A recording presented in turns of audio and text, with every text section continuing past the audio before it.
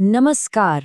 आज के इस दिलचस्प विश्लेषण में हम एक ऐसे ऐतिहासिक रहस्य की पड़ताल करने वाले हैं जो अगर सच है तो इतिहास और विज्ञान को देखने का हमारा पूरा नजरिया ही बदल सकता है। जरा सोचिए, क्या थॉमस एडिसन और निकोला टेस्ला से हजारों साल पहले ही बिजली के रहस्य सुलझा लिए गए थे? आइए इस चर्चा की शुरुआत करते हैं और देखते हैं कि इस पूरी कहानी के पीछे स्रोत आखिर क्या दावे कर रहा है। आज के समय में बिजली के बिना एक पल गुजारने की कल्पना करना भी मुश्किल है ना? लेकिन ये सवाल अपने आप में बेहद चौंकाने वाला है कि क्या हजारों साल पहले सच में बिजली मौजूद थी? स्रोत के अनुसार ये दावा किया जाता है कि प्राचीन भारत में महज एक मिट्टी के साधारण से घड़े का उपयोग करके बिजली पैदा की जा रही थी। ये विचार दिमाग को हिला देने वाला है कि शायद बैटरी का आविष्कार हमारी आधुनिक दुनिया से बहुत बहुत पहले ही कर लिया गया था। चलिए अब इस दावे की गहराई में चलते हैं। हमने इतिहास और विज्ञान की किताबों में हमेशा यही पढ़ा है कि पहली बैटरी का आविष्कार साल 1800 के आसपास एलेसैंड्रो वोल्टा ने किया था। इसे पूरी दुनिया में एक स्थापित सच माना जाता है। लेकिन स्रोत एक बिल्कुल ही अलग कहानी पेश करता है। यहाँ वोल्टा के काम की तुलना सीधे तौर पर प्राचीन वैदिक दावों से की गई है और ये सुझाव दिया गया है कि बिजली पैदा करने का विज्ञान सदियों पहले से ही अस्तित्व में था। तो ये इतने बड़े दावे आखिर आते कहाँ से हैं? इनका आधार है एक बहुत ही प्राचीन भारतीय ग्रंथ अगस्त्य संहिता। स्रोत का कहना है कि महर्षि अगस्त्य द्वारा लिखे गए इस ग्रंथ में केवल पूजा पाठ या आध्यात्मिक मंत्र नहीं है, बल्कि इसमें एक ऐसा सटीक फॉर्मूला छिपा हुआ है जो पूरी तरह से बिजली बनाने की विधि बताता है।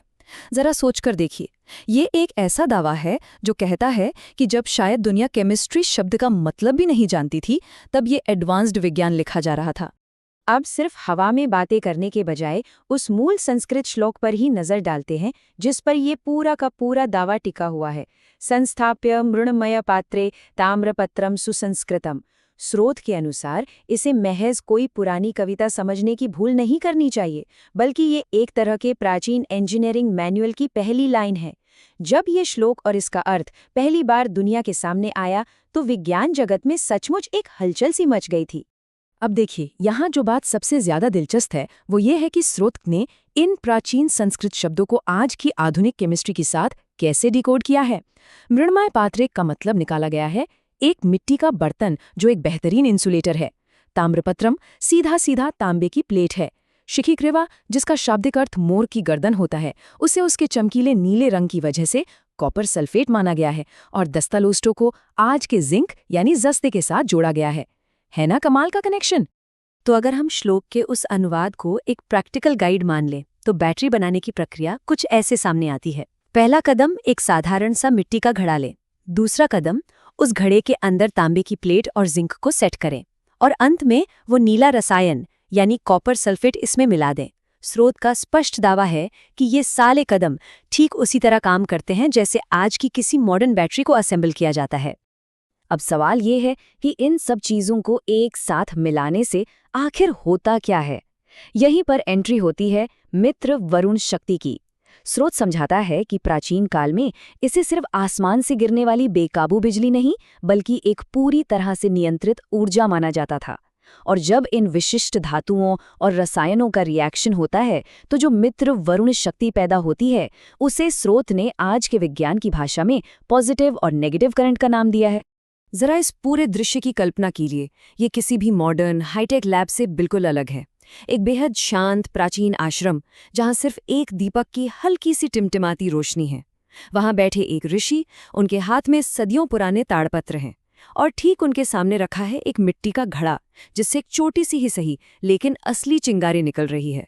स्रोत के नज़रिए से देखें तो शायद यही हमारी दुनिया की सबसे पहली बिजली का जन्मस्थान था। और ये हमें एक बहुत ही बड़े और महत्वपूर्ण सवाल की ओर ले जाता है। क्या ये सच में सिर्फ एक इत्तेफाक हो सकता है? महर्षि अगस्त्य ने हजारों साल पहले अपने श्लोक में ठीक उन्हीं धातुओं और केमिकल्स का जिक्र किया था जिनका इस्तेमाल आज हम अपनी आधुनिक ड्राई सेल बैटरी में करते हैं। एक तरफ प्राचीन संस्कृत का सदियों पुराना ज्ञान और दूसरी तरफ आज का मॉडर्न विज्ञान।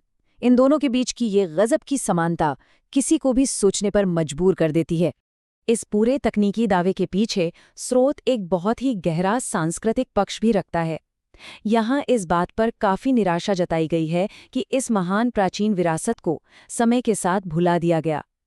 यह तर्क दिया जाता है कि दुनिया ने इस ज्ञान को वो श्रेय नहीं दिया जिसका वो हकदार था, क्योंकि ये अमूल्य ग्रंथ बस अलमारियों में धूल फांकते रह गए। स्रोत के अनुसार हमने अपनी खुद की वैज्ञानिक विरासत को नज़रअंदाज कर दिया, जबकि दूसरे देशों के आविष्कारों की खूब तारीफें की गईं। खैर, ये कहानी सिर्फ उन पुराने ताड़पत्रों या इतिहास के पन्नों तक ही सीमित नहीं रही। बात जब आज के समय की आई, तो स्रोत के मुताबिक भारत के कुछ आधुनिक वैज्ञानिकों ने इस श्लोक को सिर्फ एक मिथक मानकर खारिज नहीं किया, बल्कि उन्होंने इसे आज की एक मॉडर्न लैब में टेस्ट करने का फैसला किया। उन्होंने अगस्त्य संहिता के उस पुराने फॉर्मूले को उठाया और उसे आधुनिक उपकरणों और मीटरों के साथ परखने की पूरी कोशिश की। और ये बहुत ही शानदार तरीके से दर्शाता है कि उस प्रयोग का नतीजा आखिर क्या निकला। वहां जो सटीक नंबर रिकॉर्ड किया गया वो था 1.13 वोल्ट। स्रोत का दावा है कि जब सचमुच उस मिट्टी के घड़े में तांबे, जिंक और कॉपर सल्फेट को श्लोक में बताई गई विधि के अनुसार जोड़ा गया, तो उसने वाकई बिजली पैदा की। मल्टीमीटर ने जो वोल्टेज दिखाया वो कोई कल्पना नहीं, बल्कि पूरे 1.13 वोल्ट का करंट था। तो कुल मिलाकर उस लैब टेस्ट के दावे क्या कहते हैं? यही कि उस साधारण से दिखने वाले मिट्टी के घड़े ने सच में ऊर्जा पैदा की और मॉडर्न मीटर की सुई अपनी जगह से हिल गई। स्रोत इन नतीजों को एक बड़े सबूत की तरह पेश करता है कि वैदिक विज्ञान कोई अंधविश्वास या हवाई बातें नहीं थी। इसके बजाय ये उस जमाने की एक बहुत ही एडवांस्ड इंजीनियरिंग थी, जिसे समझने में आधुनिक दुनिया को हजारों साल लग गए। आइए आगे बढ़ते हैं और देखते हैं कि ये दावा कैसे और बड़ा होता है। अब बात करते हैं एक और दिलचस्प संख्या की, 100।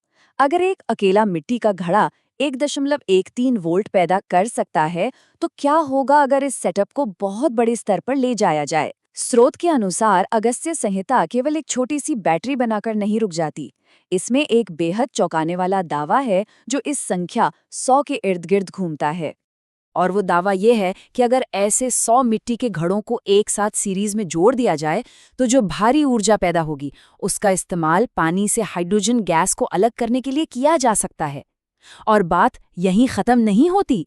स्रोत कहता है कि ग्रंथ में दावा है कि इस निकाली गई हाइड्रोजन गैस का उपयोग हवा में उड़ने वाले विमानों को पावर देने के लिए किया जा सकता था। सच में ये एक ऐसा विचार है जो अपने समय से मीलों आगे की सोच दिखाता है। तो जैसे ही हम इस विश्लेषण के अंत में पहुंचते हैं, एक बड़ा सवाल हमारे सामने खड़ा हो जाता है। समय की इस धूल में हमारे और क्या-क्या रहस्य दबे हो सकते हैं? स्रोत की माने तो शायद आज जिन तकनीकी रहस्यों को हम खोजने में लगे हैं, वे सदियों पहले ही सुलझा लिए गए थे। तो अगली बार जब भी किसी कमरे की लाइट जलाने के लिए स्विच दबाया जाए, तो स्रोत के इस विचार पर जरूर गौर कीजिएगा कि शायद उस रोशनी का पहला सिद्धांत हजारों साल पहले एक ऋषि के आश्रम में एक मिट्टी के घड़े में जन्म ले चुका था। ये वाकई इतिहास को एक बिल्कुल नए और अलग चश्मे से देखने पर मजबूर कर देता है।